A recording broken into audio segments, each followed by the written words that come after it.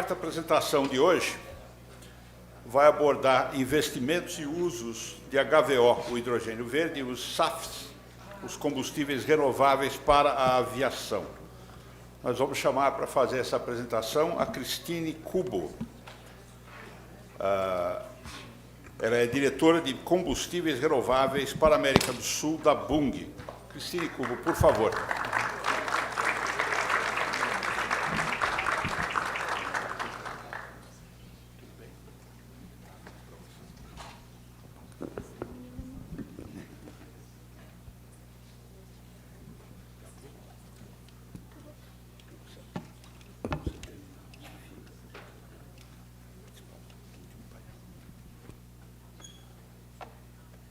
Boa tarde, pessoal. Vocês me ouvem?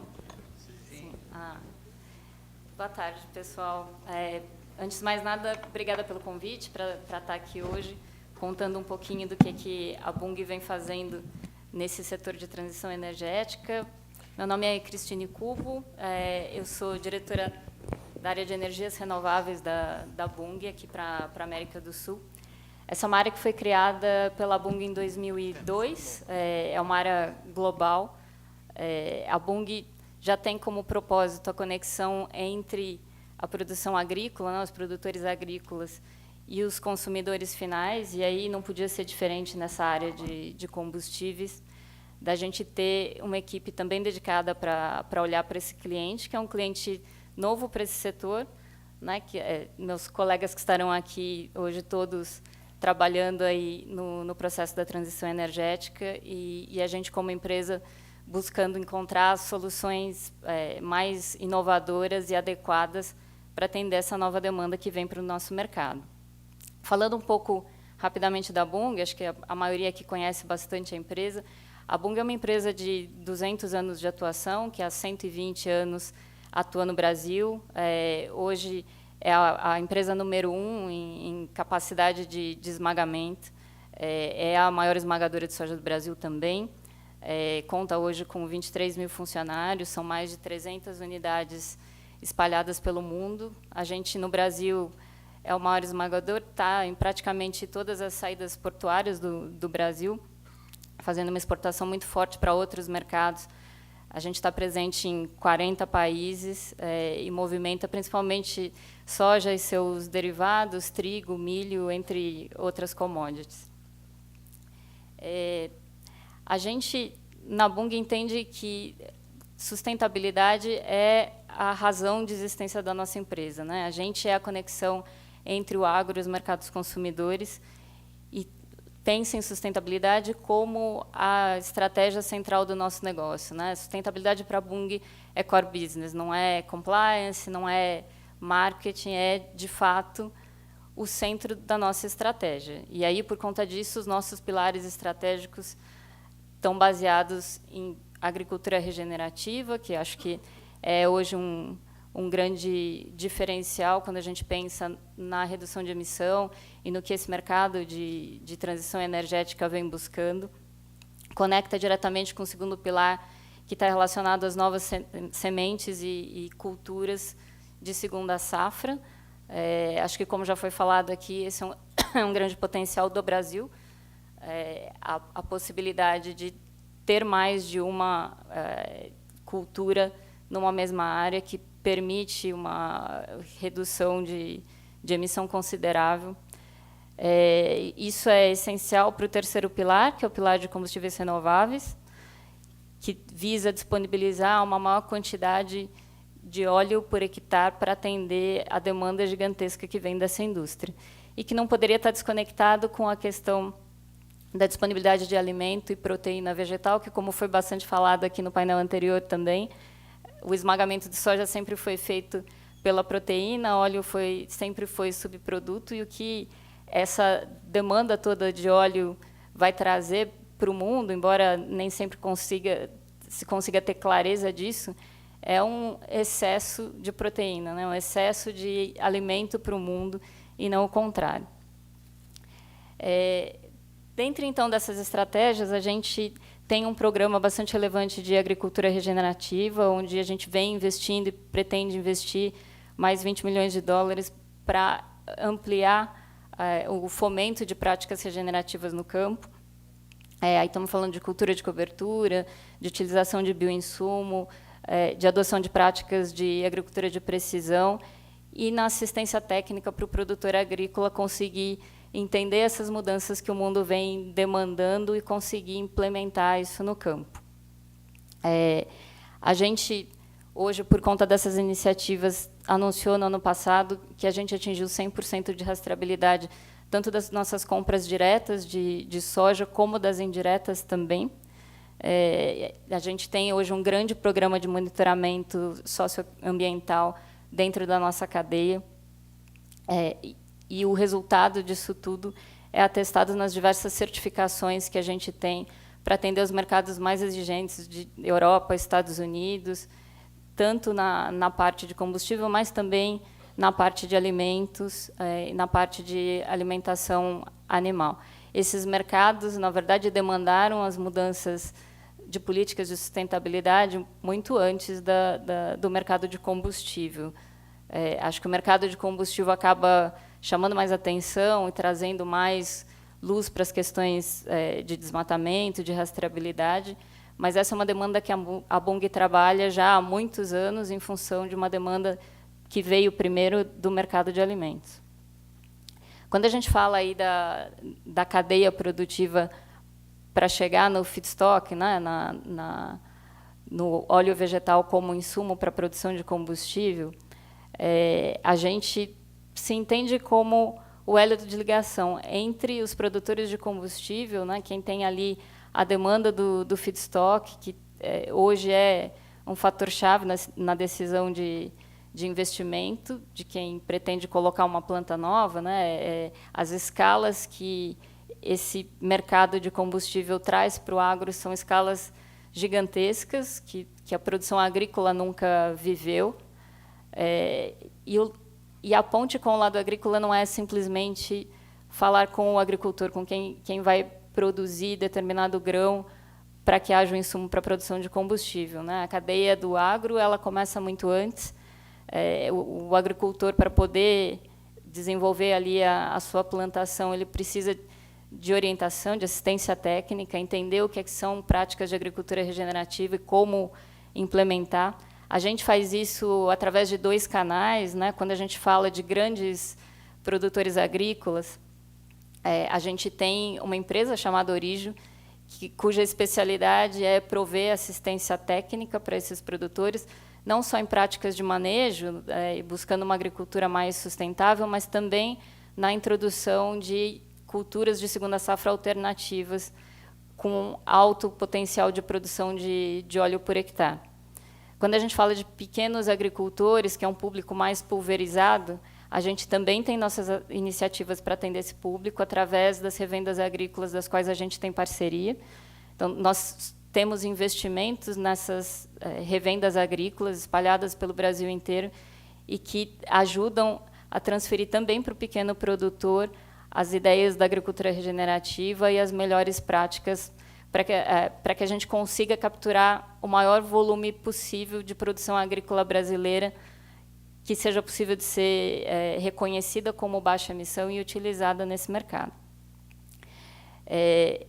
Anterior a esse desafio, tem o desafio do próprio grão, da própria genética da semente, né? Muito se faz, e eu vou mostrar um pouco do que já aconteceu na própria soja, em termos de melhoramento genético, para que a produção agrícola atinja determinados parâmetros. Então, hoje em dia, não é só mais uma questão de manejo, mas é também de melhoramento genético para que você consiga ter, por exemplo, uma soja com maior teor de óleo ou o desenvolvimento de uma cultura de segunda safra rica em óleo e que, na sua forma nativa, não permite, por exemplo, mecanização para que você ganhe escala de produção. A Bunge tem também investimentos em empresas que fazem melhoramento genético, aqui no Brasil, na América do Sul, no exterior também, na América do Norte também. Temos investimentos na Seedcop, que é uma empresa de genética de soja, e temos outros investimentos em outros tipos de cultura, em canola, camelina, e outros aí que que estão por vir, que ainda não foram anunciados, a gente não pode contar, mas tem muito por vir ainda dentro do que a gente está desenvolvendo, principalmente aqui no Brasil. Aí, voltando um pouco na soja, né, assim, a soja, ao longo da última década, ganhou produtividade, e largamente essa produtividade veio através de melhoramento na forma de manejo, na forma de plantio, nas técnicas de agricultura regenerativa, muito mais do que na própria expansão de área.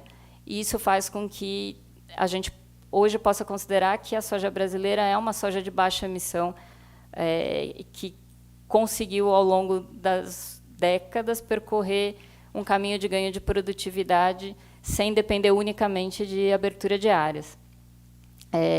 Independente de abertura de áreas, acho que quando a gente olha para o Brasil, existe um potencial imenso de ocupação de áreas degradadas. E aí, quando a gente pensa nisso, não é só uma soja ocupar essa área e conseguir gerar uma produção de baixa emissão, que não vai ter aquele efeito indireto de uso de terra, mas também da gente pensar na introdução dessas segundas safras dentro dessas áreas.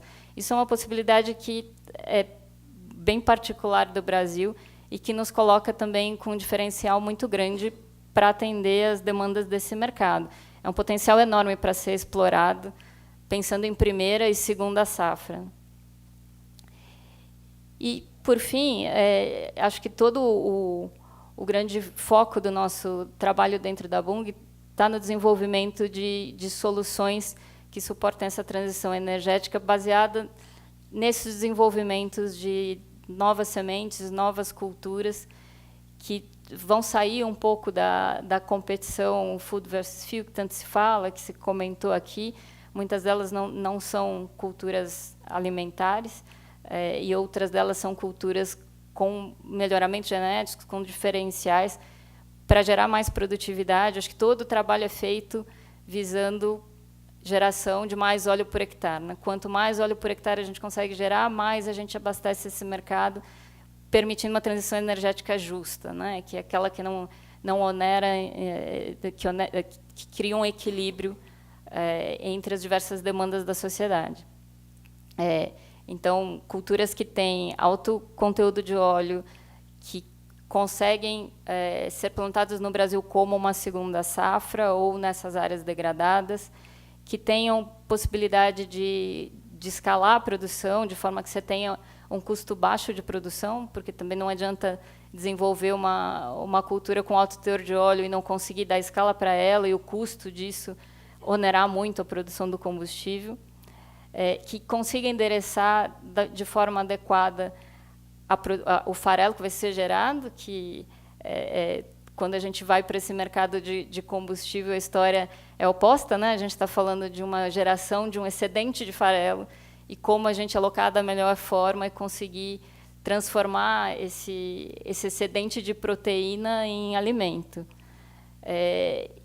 E culturas que permitam a prática do manejo sustentável, que é o que vai permitir também a baixa emissão. Então, a gente, na Bunge, tem investimentos nos Estados Unidos, na Argentina, todos eles relacionados a essas novas culturas que entram como cultura de inverno, como se fala mais nos Estados Unidos, como segunda safra aqui no Brasil.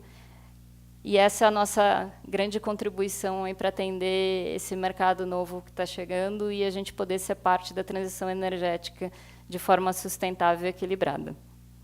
Acho que era um pouco isso que eu queria trazer. Obrigada aí pelo convite e estou aqui à disposição de vocês para o painel.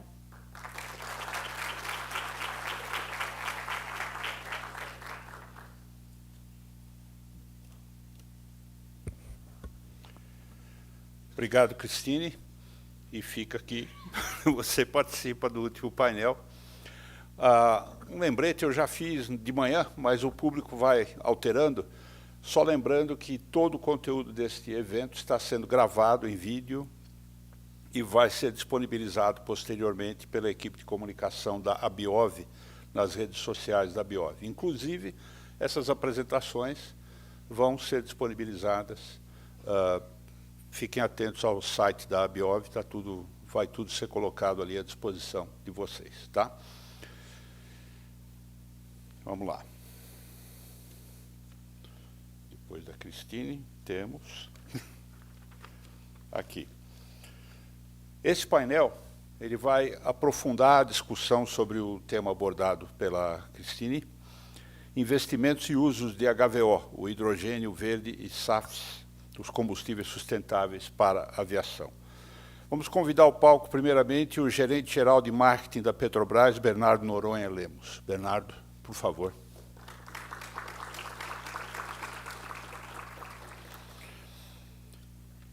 Também queremos chamar o diretor do Centro de Controle Operacional e de Engenharia da Gol Linhas Aéreas, Eduardo Calderon.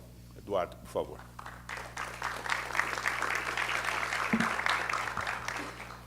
E o vice-presidente de Comunicação, ESG e Relações Institucionais de um projeto realmente inovador que está ocorrendo lá na querida Bahia, da Acelém, Marcelo Lira, por favor. Para moderar esse painel, vamos chamar o head do Laboratório de Genômica e Bioenergia, professor da Unicamp e top voice do LinkedIn. Se você não segue ele, siga, porque vale a pena. Professor Gonçalo Pereira, bem-vindo. Por favor, fique à vontade. Obrigado. Pode começar? Bom, pessoal, primeiro, muito obrigado. Obrigado aí pelo convite da Biov, os amigos da Biov. Eu acho, para esquentar um pouco o assunto, eu acho que o Brasil tem, acho que na nossa história nós nunca tivemos a oportunidade que a gente tem hoje, sabe? Acho que pela primeira vez, acho que ninguém pode falar mal do CO2, porque é justamente graças a esse CO2 que a gente está aqui, né? Se não fosse essa oportunidade, não existiria. Não tem nada a ver com descarbonização, tem a ver, na realidade, com desfossilização. Eu brinco sempre que se a gente for descarbonizar essa sala, não fica ninguém. Então, a grande coisa da vida é a cadeia carbônica. E que a colega Cristina acabou de falar, por exemplo, eu tenho um carro a diesel. Pô, o nego quer me matar. Agora, pô, você tem carro a diesel? Eu tenho carro a diesel.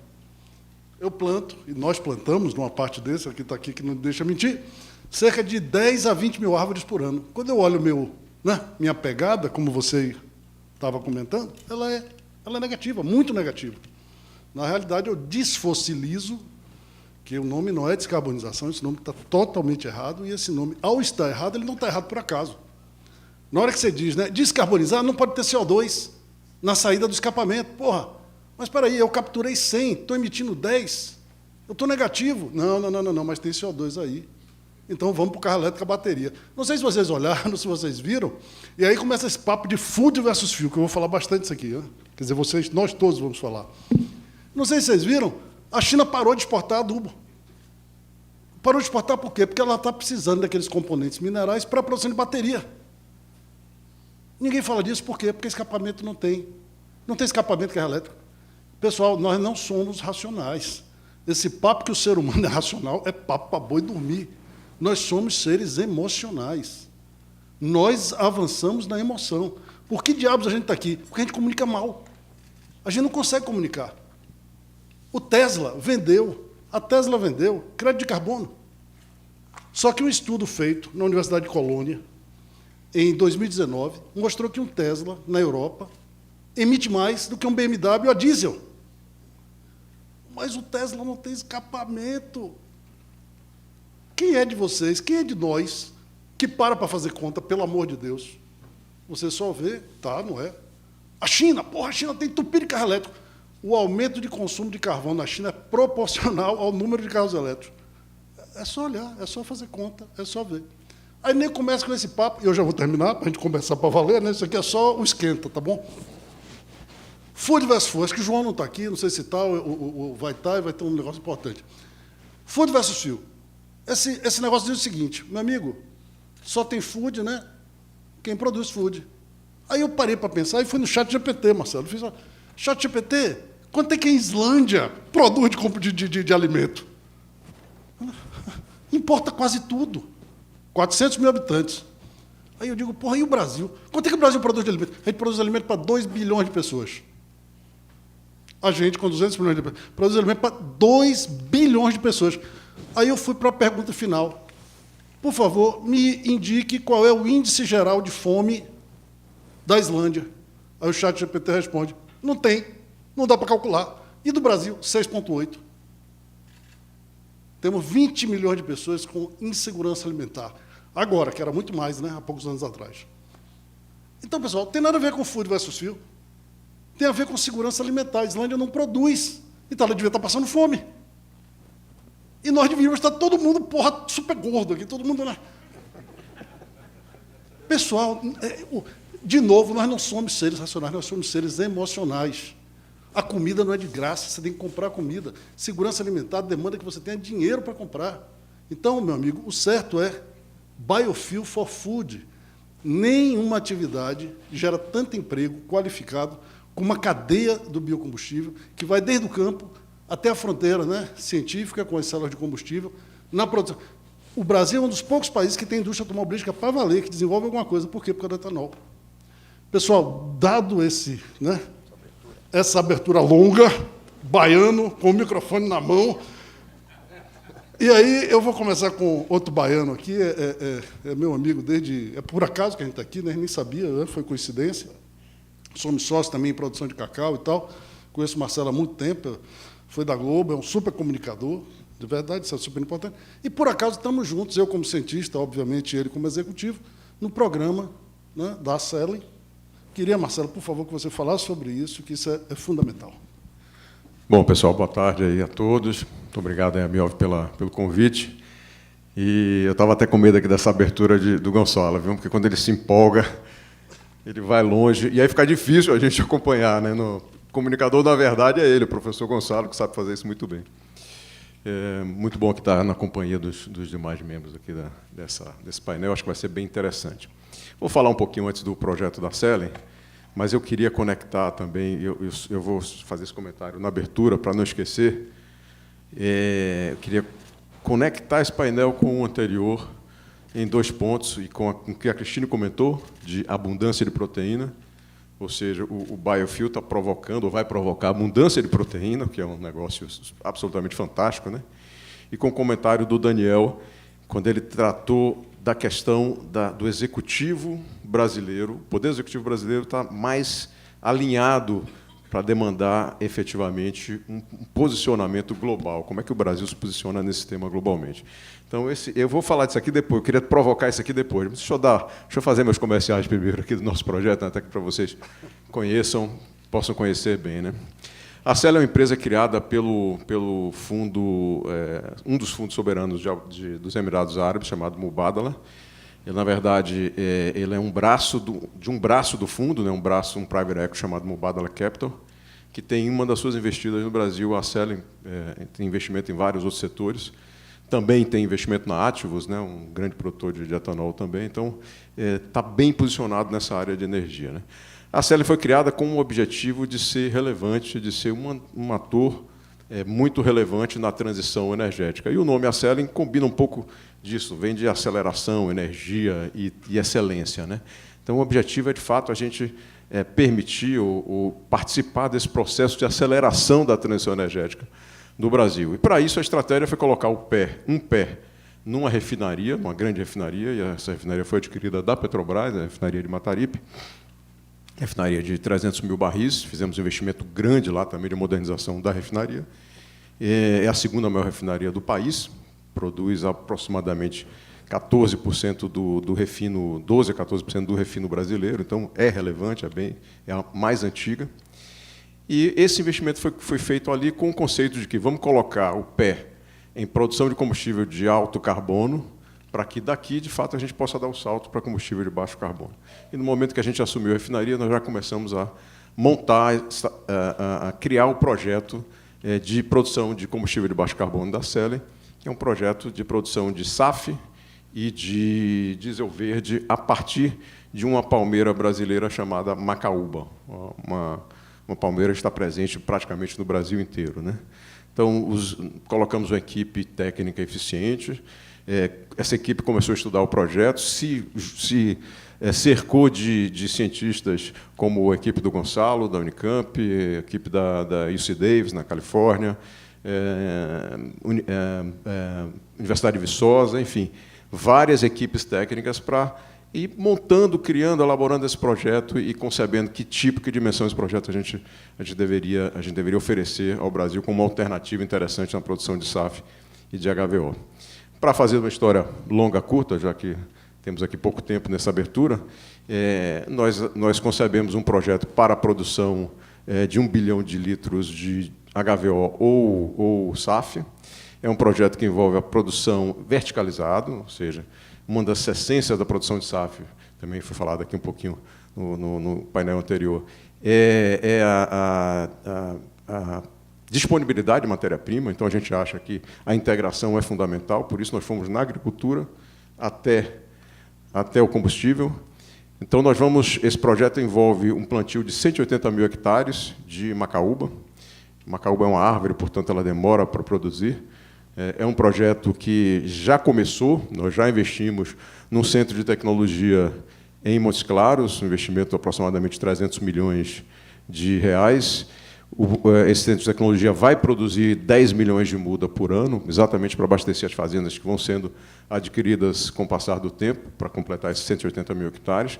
Já temos as primeiras 2 fazendas na Bahia, para a produção, onde a gente vai criar os modelos de produção, a gente vai poder falar disso aqui um pouquinho, modelo de produção de larga escala, modelo de produção em parceria com a agricultura familiar, pequenos produtores. E é um projeto que, em si, esse conjunto da obra entre agricultura, indústria e chegando até o combustível, ele envolve um investimento de 3 bilhões de dólares. Tá? A gente estima que o impacto econômico desse investimento na cadeia produtiva como um todo, ao longo de 10 anos, vai ser um impacto de 40 bilhões de dólares.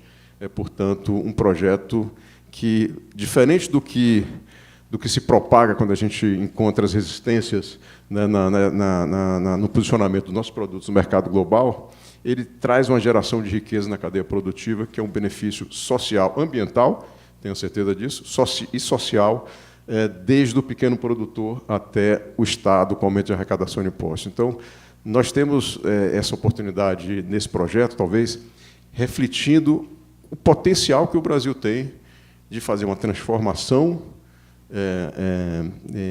econômica e social nos municípios onde a gente implantar as unidades produtivas. Vamos ter 5 esmagadoras distribuídas em regiões diferentes, cada uma com 30, 50 mil hectares, e a gente avalia que a existência desse projeto vai gerar uma transformação social e um cuidado ambiental nessas regiões que sem dúvida, será um avanço para o país. Eu vou parar por aqui, depois a gente retorna, mas eu quero dizer que esse exemplo da Selen é apenas um dos exemplos que o Brasil pode implementar se tiver um advocacy global constituído com o objetivo de defender esse conceito de que nós produzimos biofuels e comida, e food também. Né? Então, biofuel for food, né? Como diz o Gonçalo. Né? Acho que aqui a gente tem uma oportunidade única e o Brasil precisaria colocar essa dimensão como uma dimensão de estratégia de país. Nós somos competitivos no agronegócio, ponto. Então, a competitividade brasileira na energia, na bioenergia, é quase que consequência natural desse nosso conhecimento acumulado no agronegócio. Portanto, considerar isso uma estratégia de país talvez seja um diferencial muito importante para que o Brasil possa dar saltos importantes no futuro. Eu colocaria isso como as 5 principais prioridades do Brasil nos próximos anos. Excelente, Marcelo, excelente. Meu amigo Calderon, bom, primeiro, a gente deve muito a você, à aviação, como um todo, porque a aviação é sexy, pessoal, e o biocombustível não era. Graças à aviação, o biocombustível entrou, né, no centro da discussão global. E Calderon, um amigo meu, Alexandre Breda, da Shell, ele sempre me diz o seguinte: todo mundo quer ir para o céu, mas ninguém quer morrer. Isso é complicado. SAF, todo mundo falando de SAF, e quem vai pagar a conta? Eu queria que você falasse sobre isso. Muito legal. Bom, pessoal, antes de mais nada, uma boa tarde a todas e a todos. Um prazer estar aqui. estava pensando aqui que eu devia pagar para a Biov, né? Além de agradecer, eu devia pagar pela oportunidade de estar aqui no painel com o Gonçalo, que eu admiro pra caramba, é sensacional. Esse negócio da desfossilização é incrível, né? Porque eu fico falando isso, eu não sei de onde eu peguei isso, deve ter sido de você, mas é exatamente isso, né? A gente está desfossilizando e não descarbonizando, tá? Só antes de começar, só um ponto. Daniel, eu coloco etanol no meu carro, independente do preço, tá? Pode custar o que for, eu coloco. Porque, engraçado, eu tenho um vizinho, né, no meu prédio que tem carro elétrico. Eu falo, cara, dá vontade de sacudir o cara. Fala, para, meu amigo, porra, você tem uma solução dentro de casa aqui, bota, o teu carro já está lá, né? É só botar etanol, não precisa fazer mais nada. Tem 40 mil bombas, né? Os caras ficam pensando, vou em shopping, fica os caras lá colocando o carro. Para. A gente já tem a solução no Brasil, ficar comprando carro elétrico, pô, eu concordo com tudo que você falou aí. Mas vamos lá, quem paga essa conta, né? É uma grande discussão com relação a isso. Eu trouxe aqui, né, pensando aqui, alguns dados para colocar para vocês. Bom, primeiro de tudo, o Tiago Pereira, no painel anterior, estava falando com relação à penetração da aviação no Brasil, né? A gente tem 200 e poucos milhões de habitantes, 208, 210, né? Tem os números não estão muito corretos, ou pelo menos não estão muito certos, mas o fato é que a gente deve transportar por ano algo em torno de 20 a 25 milhões de pessoas, ou seja, algo em torno de 12% da população brasileira. Isso é o que tem hoje. CPFs únicos voando. A gente fala que tem 100 milhões de pessoas, mas não, né? Então, obviamente, tem gente que voa muito mais, tem gente que voa uma vez por ano. No todo, você deve ter mais ou menos entre 20 e 25 milhões de CPF únicos voando, que é muito pouco, muito, muito pouco, quando você compara com outros países. Então, realmente, a gente tem uma expectativa, né, de crescimento da aviação brasileira monstruoso, ou poderia ter ao longo das próximas décadas. Mas isso pode ser comprometido na medida que você tem um combustível, que, by the way, representa 40% dos custos das companhias aéreas aqui no Brasil, não necessariamente esse mesmo percentual no exterior, porque aqui a gente tem uma questão cambial, que faz com que o nosso preço do combustível fique mais alto ainda, mas o fato é que representa 40% dos nossos custos e que pode ter um incremento de custo que varia hoje entre 3 e 4 vezes, né, que é o preço do combustível que a gente tem do combustível fóssil. Então, vocês imaginem, né, que a gente tem alguma coisa que já representa 40% dos nossos custos e vai ser aumentado de 3 a 4 vezes, né, de novo, com os números que a gente tem hoje, né? Aí alguém pode falar, mas espera aí, Caldeirão, vai começar com 1% de redução, né? 1%, dependendo da intensidade de carbono da matéria-prima que vai ser utilizada, isso pode significar 3% de volume, ou mais, né? No caso específico do óleo de soja, por conta dessa discussão de ILUC, pode representar até mais do que isso, 3,6, 3,4, algumas contas que a gente andou fazendo por aí.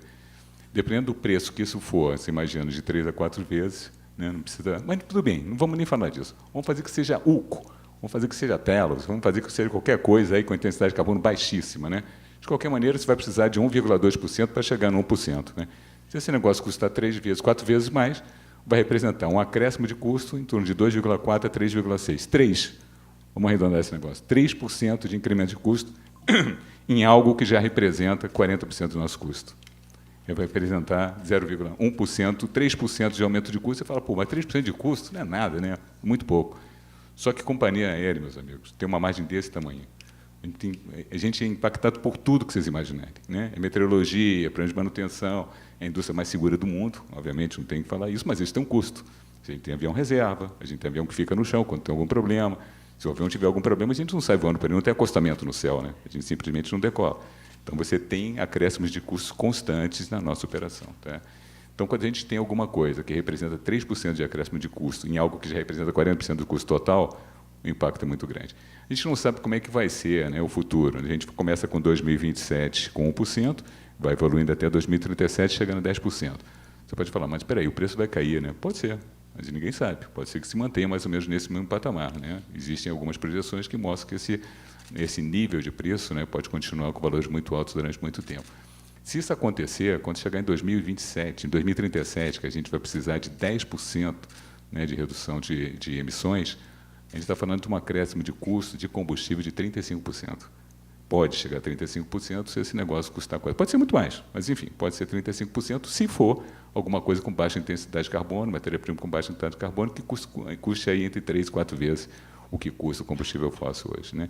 35% é 14% a mais dos nossos custos totais. Esses são os números, pessoal. Assim, quem vai pagar essa conta? Porque, obviamente, que a gente vai repassar isso, não tem como se suportar um aumento de 35% no preço do combustível. Esse negócio vai para o preço da tarifa e você já tem um mercado que hoje só representa 10% a 12% da população brasileira que tende a cair. Então, o mercado começa a entrar numa espiral negativa, né? Você começa a ter menos gente voando, com custos maiores per capita, etc., e a tendência começa a ficar cada vez pior. Tá? Essa é aquela conversa chata, né? Que ninguém quer ter. Né? Todo mundo vem aqui, fala do produto, maravilha, não sei o quê, legal, bonito, bacana. Essa é a parte, né, real dessa história toda. É ruim falar, é ruim de escutar, mas essa é a nossa realidade. É isso que as empresárias vão sofrer. E, obviamente, um país como o Brasil, que depende tanto do setor aéreo, vai sofrer também, na medida que a gente tem um incremento de custo tão alto quanto esse. Perfeito, é isso, Marcelo. Perfeito, Carol. E é isso mesmo, né? O pessoal sempre até brinca, né? Que a melhor forma de você se tornar um milionário é investir numa empresa de aviação, começando bilionário. Você quer tornar um bilionário milionário, é só comprar uma empresa de aviação. É comprar uma empresa de aviação.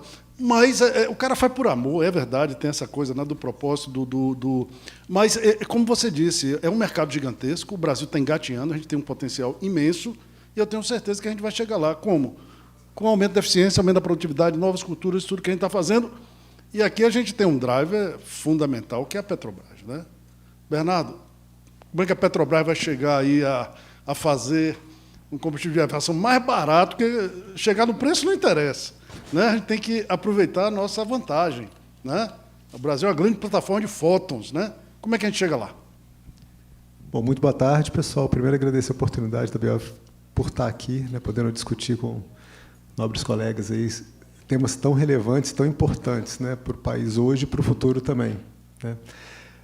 Bom, Gonçalo, a Petrobras tem alguns investimentos em carteira, né, para atender o mercado de aviação. A gente tem hoje, né, é interessante, né, porque a gente tem para a produção de SAF de vários biocombustíveis diferentes rotas e diferentes possibilidades. Né. Hoje o projeto da Seren é um projeto de rota EFA, né, que utiliza óleo. A gente também tem 2 projetos de rota EFA, que a gente está trabalhando com parceiros. A gente não tem o nosso projeto integrado, mas a gente está trabalhando com parceiros fornecedores de matéria-prima, para a gente procurar matéria-prima com a menor pegada de carbono possível, oferecer o produto que seja mais adequado ao mercado. Um projeto na RPBC, a refinaria que a gente já tem existente, e um projeto no Complexo Boa Ventura, o antigo Gaslub, no Rio de Janeiro. E a gente também tem um projeto de ATJ, que é o Alcohol to Jet, né, previsto na Replan. São projetos que a gente está caminhando com eles e buscando avaliar, né, qual que a gente vai conseguir ter a melhor atratividade, qual vai ser mais adequado e mais fit para o mercado brasileiro. Né. Então, a gente está buscando apresentar soluções.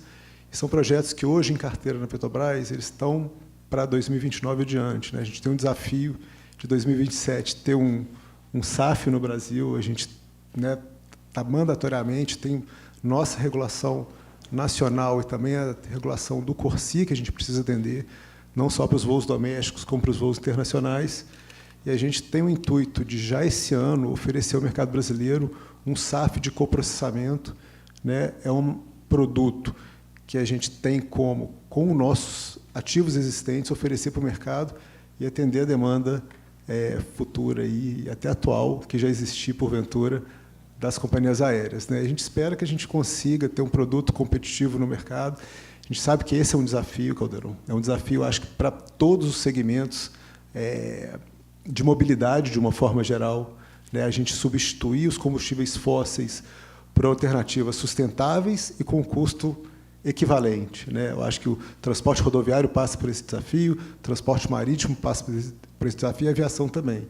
Então, a gente acredita que, à medida que o mercado caminhe, né, e a demanda apareça, a gente espera, né, que os custos, e principalmente o custo do feedstock, ele consiga ser adequado, que a gente possa oferecer produtos que atendam às necessidades de todos aí. Perfeito. Bernardo, eu vou fazer uma propaganda aqui da Petrobras. Tá? Eu acho que, pessoal, a nossa primeira refinaria de petróleo, né, foi de Getúlio Vargas ainda, não é isso? A Rio Grandense, que hoje em dia é Braskem, Petrobras e o Grupo Ultra. Né? A gente falou pouco sobre isso e eu vou voltar a falar da importância da comunicação. Essa refinaria, que foi a primeira do Brasil, ela recentemente, não é coprocessou, ela processou óleo de soja, não é isso, Bernardo? Se eu estiver errado, por favor, me corrija, como se fosse petróleo, com um resultado extraordinário. Os amigos do SEMPES, o André Belo e o time, né, fizeram um trabalho incrível. Pessoal, se isso tivesse sido em outro lugar do mundo, né, do mundo que não tem sol, E é por isso que a gente tem problema com eles. Porque se esses caras produzissem etanol, não tem nenhuma dúvida que etanol seria a molécula do mundo. Zero de dúvida. Eu não vi isso, eu não sou o que estou falando. Eu vi isso de um grande industrial canadense. Ele não falou isso em público. Ele falou isso de meu lado, mas porque é um problema político e de comunicação.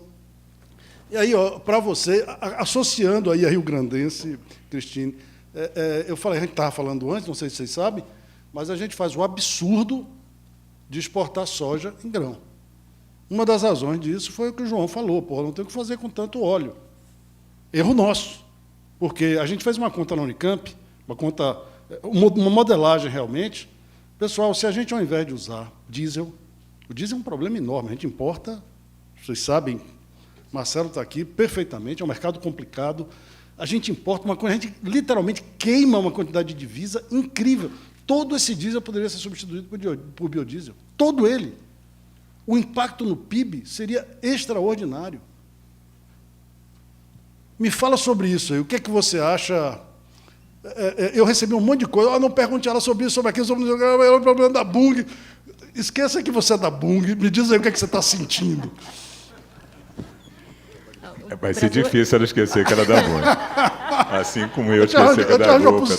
Mas, enfim, faz uma tentativa. De fato, o Brasil é um grande exportador de soja, né? Assim, a razão de exportar grão é a falta de demanda do farelo no mercado doméstico, né? O que significa que você tem excedente de produção aqui, porque o Brasil tem mais capacidade agrícola do que necessidade de alimentação, né? Quando você traz a dinâmica de combustíveis, o potencial agrícola ele está ali, né? Acho que o que a gente vai ter que entender como vai funcionar é que escala de combustível vai existir no Brasil, pensando que combustível produzido a partir de óleo de soja tem uma série de restrições no mercado internacional. Quando a gente fala de aviação local, talvez menos. Espero que a lei do combustível do futuro consiga enxergar dessa forma, mas quando a gente fala da aviação internacional, hoje ainda existe uma restrição grande a combustível feito a partir de óleo de soja, né? O que, se a gente for entrar nos detalhes das razões, elas têm algum embasamento técnico, mas elas têm um viés mais de protecionismo, né? Eu até lhe diria, ele tem algum técnico, mas é 99% de protecionismo, não tenha dúvida nenhuma, é só fazer conta. Essa história da Islândia que eu comentei aqui, né? Bom, Marcelo, me diga uma coisa. Eu não estou com não sei até que hora que a gente vai ficar aqui, 8 horas da noite, tranquilo? Bom, você vai me dizendo aí. Eu sei, né? Que termina às 5 horas esse negócio aqui. São 4h12, vamos embora, vamos conversando. Vamos lá. Não é isso? Não termina às 5? Então, vamos embora. Marcelo, não tem nada depois da gente mesmo? Vamos embora. Então, vamos indo. Se estiver muito ruim, o pessoal começa a levantar, e a gente já sabe que está ruim, e a gente para. É isso aí, Claudio. Marcelo, me diga uma coisa. Isso aí que a Cristina acabou de falar. O problema de regulação europeia, principalmente, né? Que é quem faz esse tipo de coisa. Mas a Selen tem que começar. A Macaúba, você falou, né? E a gente está trabalhando nisso, sem dúvida nenhuma. A densidade energética que a gente vai conseguir com a Macaúba é enorme, mas a Macaúba não está pronta. E é fantástico existir o bioquerosene de aviação, que fez com que um grupo como o Mubadala, o total de investimentos é de 12 bilhões, né? Salvo engano. De dólar. De dólar. Quer dizer, todo um setor, toda uma nova cultura que vai ser desenvolvida. Lembrando, pessoal, que toda a nossa agricultura, pensando em mundo, foi desenvolvida em países temperados. O país tropical foi o Brasil, muito recentemente mesmo. A gente tem verdadeiras joias, né, na nossa biodiversidade, como o caso da Macaúba, que não foi desenvolvido ainda. Né? Como é que vocês estão vendo isso, Marcelo, do ponto de vista assim, de política, de estratégia? Importante esse ponto, Gonçalo, que você traz, inclusive porque, muito provavelmente, nós devemos passar pelo Final Investment Decision esse ano ainda. E significa que a gente começa o processo da construção da biorrefinaria já, vamos lá, final do ano, o ano que vem, próximo ano, etc.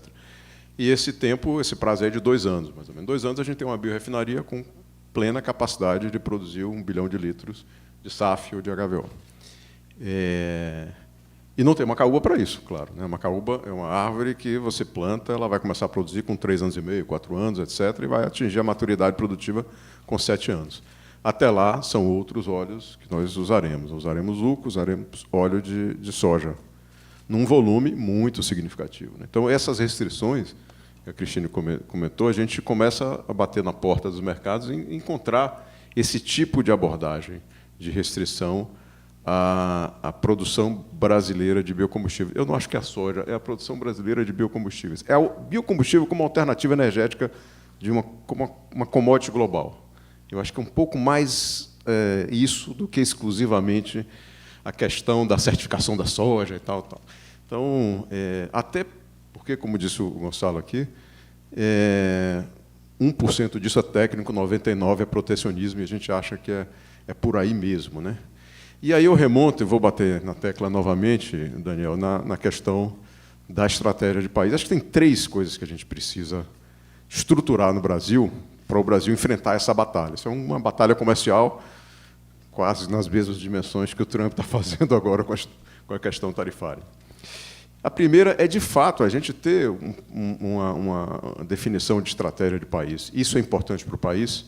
Que tamanho, qual a dimensão desse mercado, o que é que isso pode promover de benefício interno para o Brasil, o que é que isso pode gerar de riqueza, que tipo de conhecimento isso vai trazer para o país que vai ser implantado aqui, criado aqui, gerido aqui, e que vai gerar mais divisas, etc. Então, essa discussão mais ampla, ela deveria ocorrer envolvendo o setor público, o setor privado, a academia, etc. Porque me parece que aqui tem uma belíssima oportunidade, que mais uma grande oportunidade passando na frente do Brasil, e essa com poder gigantesco, talvez a maior de todas. Então, esse é o primeiro ponto. O segundo é, cada dia mais, preparar a nossa já qualificada diplomacia internacional comercial para fazer esse advocacy globalmente. Né? Advocacy no que tange essas questões de restrição e também nos outros benefícios, por exemplo, do mercado de carbono, que a gente pode, que anda ao lado da produção de biocombustíveis. Né? Então, a gente tem também a oportunidade, só em mercado de carbono, segundo a Price, de capturar aí 50 bilhões de dólares por ano, se a gente tiver capacidade de trafegar os nossos créditos de carbono do mercado voluntário para as NDCs de outros países. Tem aqui um potencial estoque aqui de 50 bi por ano. Então, isso é um setor econômico novo, entrando em conjunto com o agronegócio e com o biocombustível no Brasil.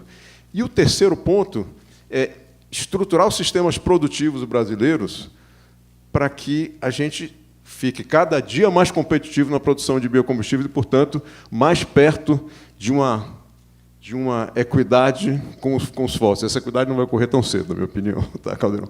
Mas, pelo menos, mais perto disso, e sendo o lugar do mundo onde é mais competitivo produzir biocombustíveis, porque o biocombustível virá e a gente vai ser o melhor produtor de biocombustíveis do mundo. Então, os nossos sistemas produtivos, seja mandato, seja sistemas de estímulo de financiamento, têm que estar preparados para competir com os outros sistemas globais. Acho que a gente precisava fazer esse arranjo aqui de diplomacia, estratégia e sistemas de incentivo. É isso que vai fazer com que a gente, de fato, tenha um ambiente no Brasil gerador de riqueza coletiva. Né? Perfeito. Daniel, uma coisa que... Bom, rapidamente fazendo... A gente está fazendo um grande programa de agave. A agave faz a tequila, o sisal, né? Faz a tequila. Todo mundo conhece tequila, né? Na prática, provavelmente. Provavelmente, sim. Pelo menos boa parte de quem está aqui deve conhecer. Pois é. Caldeirão, eu até brincava com você, dizendo o sertão vai virar SAF. E é verdade, dá para produzir SAF. E aí, Daniel, eu tentava escrever um artigo, justamente um positional paper sobre o Brave, esse programa de ar. E aí, quando você olha, o que aconteceu no Brasil? O Brasil produzia cachaça. A gente botava 1%, já de Getúlio Vargas lá atrás, ou 2%, salvo engano, né, do etanol e tal, para aproveitar o melaço, não tinha o que fazer com melaço e tal, babá. Aí apareceu a crise de petróleo. Aí o Brasil, explodiu, e é o que a gente está aqui, trouxe a indústria automobilística, trouxe o pessoal, é uma cadeia de valor incrível, por isso que é muito importante a gente estar na FGV discutindo isso, porque a FGV é uma academia forte e que tem muito impacto nas políticas públicas, isso é muito importante. Né? Bom, aí eu recebi o vice-presidente mundial de sustentabilidade da Shell lá no laboratório, o Ajay Mehta. Ele adorou o projeto. Ele adorou, ele perguntou, a gente mostrou tudo e tal. Aí, quando ele estava saindo assim, ele olhou para mim e fez, espera aí, por que ninguém pensou nisso antes? Aí eu olhei para ele e disse, meu irmão, um monte de gente já pensou nisso antes. O que eu quero ser é o último a pensar. Porque o que eu estou fazendo é uma coisa óbvia. E não foi feito por quê? Porque não tinha regulação no México. Essa planta é mexicana. Eles produziam tequila do mesmo jeito que a gente produzia cachaça. Por que o Brasil desenvolveu bio e eles não? Porque eles produziam petróleo e não tinham regulação. Agora, não é mais crise do petróleo, é crise ambiental. Aí o agave, a macaúba, que é uma planta também que a gente vai conseguir plantar no sertão, com irrigação pequena. Meu amigo, isso transformar o sertão brasileiro com 104 milhões de hectares, mais de 10% do território brasileiro, na nossa nova fronteira agroindustrial financeira, é o caminho. E aí, com isso, Caldeirão, eu queria saber de você o seguinte. O RenovaBio foi um programa fantástico. Eu acompanhei desde o dia 1, tive a oportunidade de participar e tal. E aí aconteceu um negócio mais esquisito, que quem ganhava os créditos eram só os produtores de biocombustível, sendo que a maior parte das emissões, né, estavam no campo. Mas aí, é isso, foi organizado, agora os produtores recebem também. Minha visão é que vocês deveriam receber esses créditos. Se vocês começarem a receber esses créditos, a conta começa a fechar, eu queria que vocês discutissem, e também o booking claim. Bom, são duas coisas diferentes, mas vamos lá. A gente, como companhia aérea, na verdade, é escopo 1, né? Porque a gente está queimando o QAV e emitindo. E você tem uma possibilidade também do escopo 3, para eventualmente você vender. A gente fez o primeiro booking claim da América Latina. Só para quem rapidamente passar o booking claim, é fundamentalmente você usar o atributo de sustentabilidade, né? É uma operação na qual você usa o atributo de sustentabilidade, você eventualmente pode estar colocando o combustível fóssil aqui, mas usando esse atributo de sustentabilidade é como se você estivesse colocando o SAF, né? Foi exatamente o que a gente fez. A gente pegou um produto que é um SAF, que foi colocado na Europa, no aeroporto de Sevilha, né? Para todos os efeitos, quem comprou esse produto lá comprou um combustível fóssil, e a gente comprou esse atributo de sustentabilidade e colocou aqui no Brasil, então, para todos os efeitos, é como se estivesse colocando o SAF aqui. Ou seja, ele que colocou o SAF lá estava colocando fóssil, e eu que coloquei fóssil aqui, estava utilizando o SAF. Tá? A gente fez através de uma trade, fizemos a aposentadoria na plataforma da RCB, né? Na verdade, foi um processo feito junto. Né? E o interessante é que essa trade vendeu o escopo 3 para a Microsoft, voluntário. Né? A Microsoft está fazendo isso. Você falou, puta, legal, porque como você está fazendo esse processo, é uma forma de, eventualmente, você ter essa receita, né? Que pode representar alguma redução de custo. Mas ela é pequena ainda em relação ao custo total do combustível. Tá? Então, isso não vai salvar a nossa vida. Ajuda. Eu acho que qualquer coisa ajuda, mas não resolve. Assim como a questão tributária, né? Só partindo para outra discussão, né? Tem muita gente falando assim, mas vamos discutir tributo, não sei o quê. Tributo, hoje, carga tributária para combustível, de aviação, é algo em torno de 10% a 12%. O negócio custa 3, 4 vezes, 10% a 12% também não vai resolver a nossa vida. Tá? Tem outra questão que eu queria trazer aqui, só para ser o chato desse painel, mas é o seguinte, a gente está falando, puta, vamos reduzir o custo, né? Legal, e acho que vai reduzir mesmo, acho que a gente vai arrebentar, tem tudo para ser o principal produtor do mundo de biocombustível, né? Eu espero estar vivo ainda para ver tudo isso acontecer, mas a gente tem que separar uma coisa chamada custo e outra coisa chamada preço. São duas coisas completamente diferentes. Né? Os nossos amigos aqui da Petrobras produzem praticamente tudo de QAV que a gente consome. Importa 10%, 15%. Eles não precificam em cima do custo de produção deles. Eles precificam, porque é uma commodity, eles precificam em cima, né, de preços internacionais que essa commodity tem no mundo. Particularmente aqui para as Américas, eles pegam o preço do jet no West Gulf, no Golfo agora o Trump quer chamar de Golfo das Américas, o Golfo do México, né? Traz para cá, coloca um custo logístico, etc., não sei o quê, depois faz a conversão cambial. Esse é o que eles chamam de paridade de preço de importação, né? PPI, né? Ou IPP, sei lá, em inglês. Eu não acho que o SAF vai ser diferente disso, entendeu, Gonçalo? Que, assim, por mais que a gente tenha custos mais baixos, a gente está falando de uma commodity internacional. O preço desse SAF vai ser o que alguém no mundo estiver disposto a pagar. Se o europeu estiver disposto a pagar muito mais do que a gente aqui, cara, esse vai ser o preço do SAF. Vai ter um preço do SAF para o Brasil, preço do SAF para a Europa, outro preço para... Não. Na China vai ser diferente? Não, é uma commodity. Você vai ter prêmios em função de frete, etc. Não sei, é assim que funciona os mercados de commodity, de maneira geral. Funciona para trigo, para açúcar, para qualquer coisa. Entendeu? Vai ser assim no SAF também. Então, o fato de você ter um custo mais baixo de produção, na nossa maneira de ver, não vai aliviar as companhias aéreas em termos de preço. vai, obviamente, ser bom para o produtor, porque ele tem um custo mais baixo, vai ter uma commodity que vai ter um valor mais alto, eventualmente ele vai ter uma margem maior. Mas, para a gente aqui, como consumidor, né, usuário do produto, eu acho que a gente não vai ter nenhuma vantagem sobre esse aspecto. Tá? Caldeirão, eu concordo, né? Essa é a lógica de precificação de commodity, de forma geral, seja combustível, seja agrícola, seja a commodity minério de ferro, mas talvez, pensando alto aqui, trazendo para a discussão, né? No caso do SAF, o que vale não é a molécula em si, o que vale é o quanto de carbono que você evita ao utilizar. Se você tem um sistema de book and claim que funcione bem, talvez em nível global, você começa a tirar essas parcelas de frete e tudo mais, você efetivamente você vai comparar com o custo de um carbono evitado que você pode adquirir em qualquer lugar do mundo, né? Então, ou seja, o seu produto, com o carbono evitado do seu produto, ele tem que ser competitivo com o carbono evitado que qualquer produtor faça no mundo. Então, eu acho que isso traz um diferencial em relação hoje que a gente tem de precificação de commodity. Você tem razão, mas eu vou te dar só números. Hoje, o nosso preço é mais ou menos $1.000 por tonelada de jet. Tá? O preço lá fora do SAF está $3.000. Sabe quanto está valendo o Scope 3? $300 por tonelada. Ou seja, eu tenho $2.000 de diferença e consigo tirar $300 por conta do Scope 3, que é o carbono. Quer dizer, é alguma coisa... Não sei como é que vai ser isso, Bernardo. Pode ser que esse negócio cresça e tal, equilibre, mas hoje a vantagem que eu tenho do Scope 3, que é fundamentalmente carbono, ainda é muito pequena, dada a diferença de preço entre o jet e o SAF. Esses são os números de hoje. Como é que vai ser isso no futuro? Pode ser que tenha uma dinâmica completamente diferente do mercado.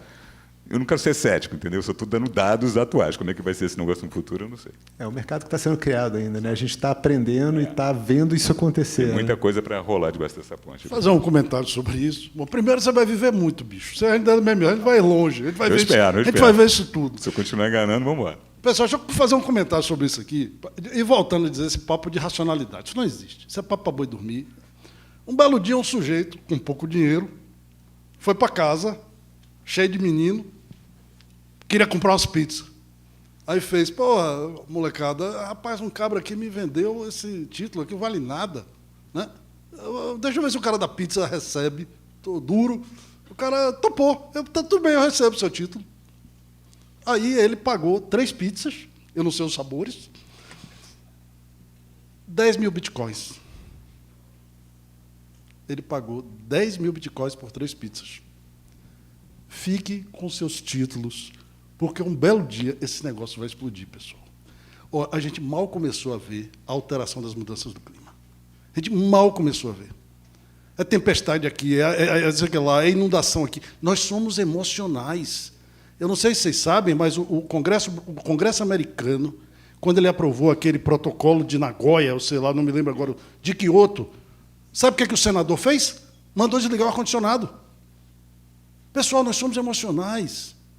Então, eu tenho certeza que esse negócio ele vai e vira assim. Olha o Bitcoin. O que lastreia o Bitcoin? Nada. Nada. Só a minha vontade de ter e alguém para vender. E acabou. E aqui a gente tem uma coisa que é lastreável. O RenovaBio, na minha visão, é o programa mais inteligente do mundo, que já foi criado. É incrível. Todos nós devíamos entender ele. Agora, ele tem dificuldade política, né, de se estabelecer, em vista de um monte de outras legislações e tal. Você sabe, Bernardo, que a Petrobras foi fundamental para a aprovação do RenovaBio. A grandeza da Petrobras, e eu tive a sorte, né, eu era diretor do Laboratório Nacional de Bioetanol, e foi lá a negociação final para a Petrobras dizer, tudo bem, eu topo, e foi fundamental. Como é que você vê, né, essa coisa na Petrobras do crédito de carbono? E outra coisa, a Petrobras estava muito envolvida na produção de biocombustível. Saiu e agora está voltando. É isso mesmo? Bom, na verdade, a Petrobras não saiu, né? A Petrobras continua com a Petrobras Biocombustíveis, né? É uma subsidiária integral que atua no segmento de biodiesel, continua atuante, continua firme no segmento, né?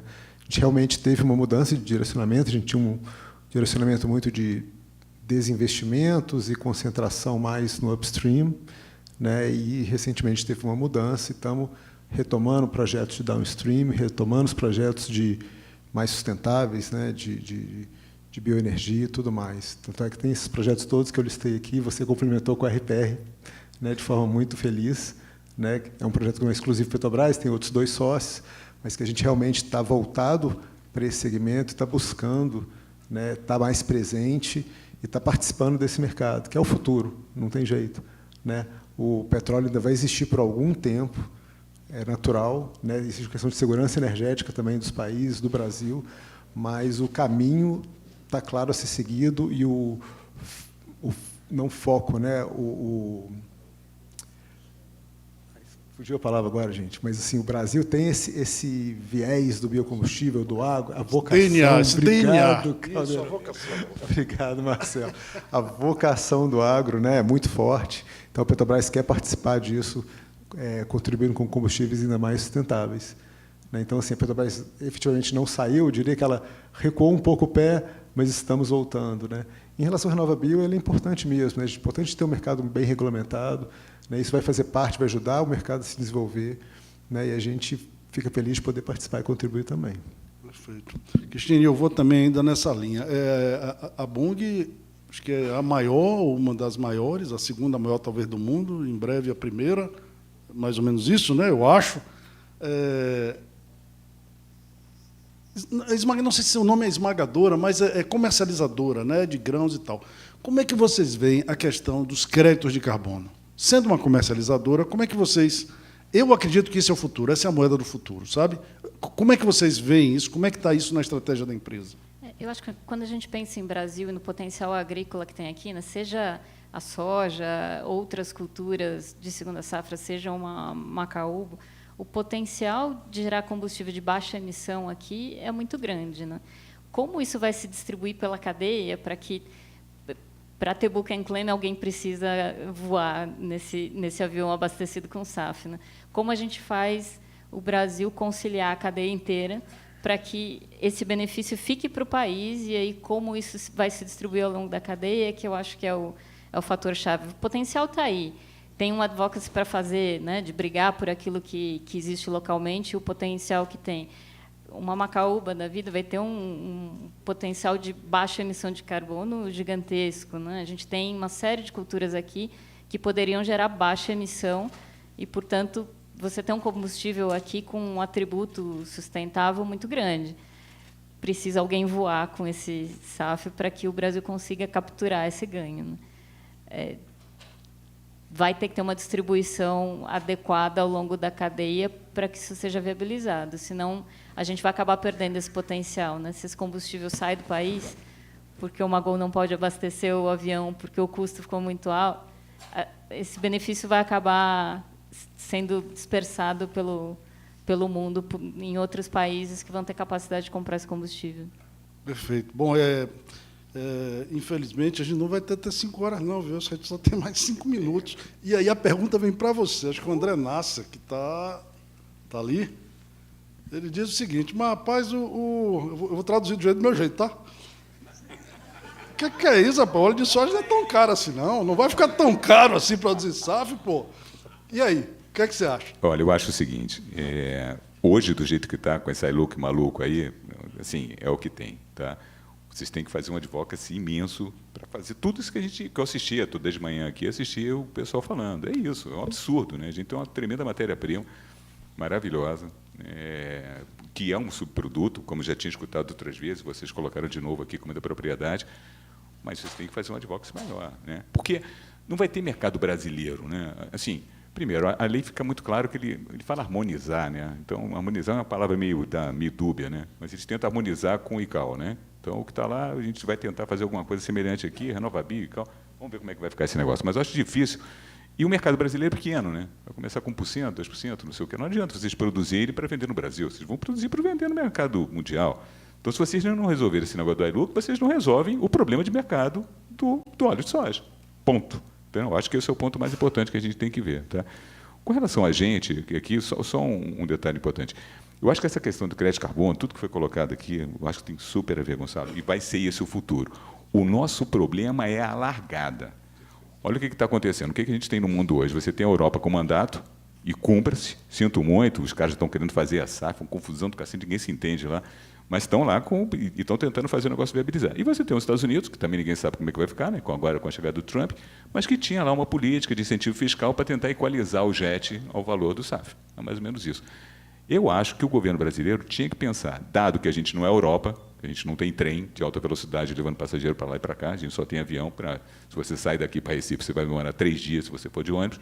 Tinha que pensar em alguma coisa durante esse processo de transição. Né? Fala em subsídio, o pessoal fica até arrepiado. Né? Subsídio, não sei, dá outro nome qualquer. Né? Mas tem que fazer alguma coisa que suporte, né, esse processo de transição. Porque se for na cara dura, a partir do dia 1º de janeiro de 2027, um produto custando 3 vezes mais, cara, não tem jeito. Vai subir o preço da passagem, é óbvio, porque não sei. Vai aumentar o custo. Se vai subir o preço ou não, eu não sei, porque, obviamente, depende da competitividade do mercado.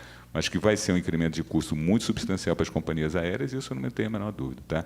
E, particularmente, com relação à soja, fica aí para vocês um trabalho de advocacy que vocês têm que fazer muito forte para tirar esse iLook maluco aí e trazer a soja para a intensidade de carbono que faça sentido. O que tem hoje não faz o menor sentido. Perfeito. Pessoal, eu vou propor aqui o seguinte, a gente fazer aqui uma rodada, né, final. Marcelo, por favor. Perfeito. Minha última mensagem que vai estar conectada um pouquinho com esse desafio do advocacy que você comentou aqui, Caldeirão, e que conversa com a questão que você trouxe, né? Preço versus custo, são coisas diferentes, efetivamente. E talvez a grande solução, não existe bala de prata nesse negócio, mas um dos passos importantes para se equilibrar o jogo, né, vem da regulamentação, da regulação do setor, das agências reguladoras e tudo mais. Né? Porque aí é que você faz com que os preços fiquem equilibrados em relação um ao outro. Né? Então, você internaliza as externalidades, coloca todo mundo no mesmo jogo, e se você consegue fazer isso a nível global, todo mundo vem para um mesmo patamar e, portanto, o setor não fica ameaçado, ou determinadas companhias, determinadas regiões não ficam ameaçadas. Então, a regulação é a chave.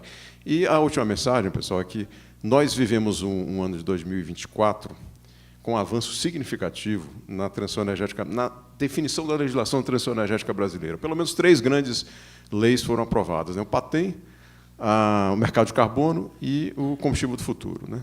As 3 conversam ali muito entre si. Né? Então, tem mecanismos de financiamento, mecanismos de acesso ao mercado e mandatos. Né?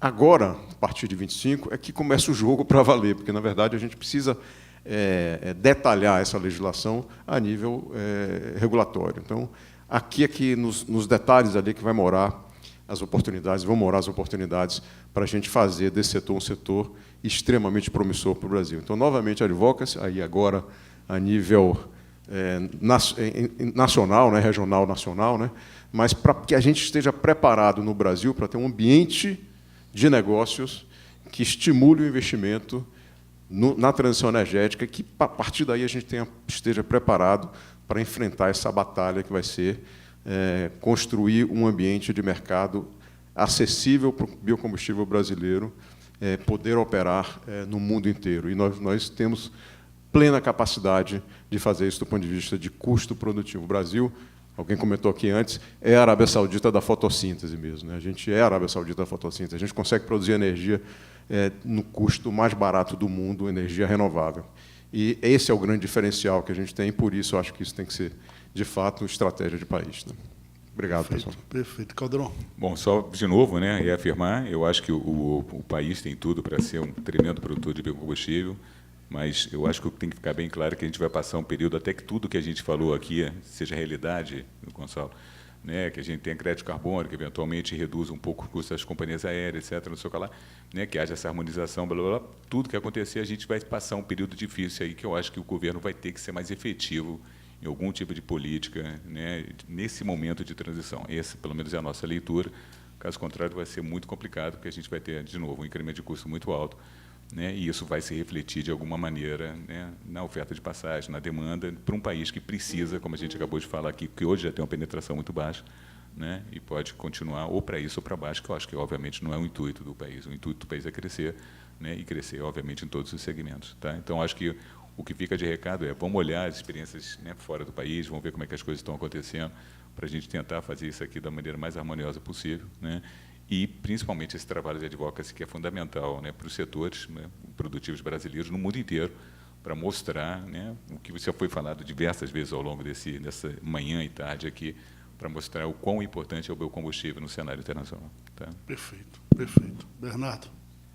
Pô, até é difícil complementar, né? Porque foi muito bem dito pelo Marcelo e pelo Calderon aqui, né? Essa questão da advocacy, a gente ter um ambiente regulatório, né? A gente defender os nossos pontos de vista, defender a nossa posição, o nosso potencial do agro e, consequentemente, dos biocombustíveis junto no mundo, né? Mas acho que o pior cenário que teria é a gente ter legislações muito diferentes que fazem, no final do dia, com que os produtos tenham valores diferentes para mercados, para o mesmo mercado, né? Só que um com destino internacional, outro com destino nacional. Então, assim, isso é muito importante, isso traz uma segurança muito grande e concordo com o Calderon, a gente está passando por um momento de mudança muito grande, né?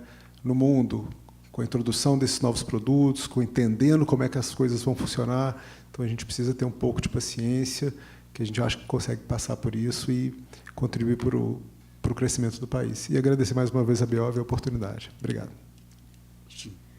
Bom, acho que de tudo que a gente falou aqui ficou claro o potencial agrícola que o Brasil tem, a possibilidade do país se colocar de uma forma diferenciada, né? Quando a gente olha para o tamanho dos mandatos no mundo, também não tem ainda uma solução, né? Não existe hoje uma produção mapeada de combustível que suporte a ambição da transição energética.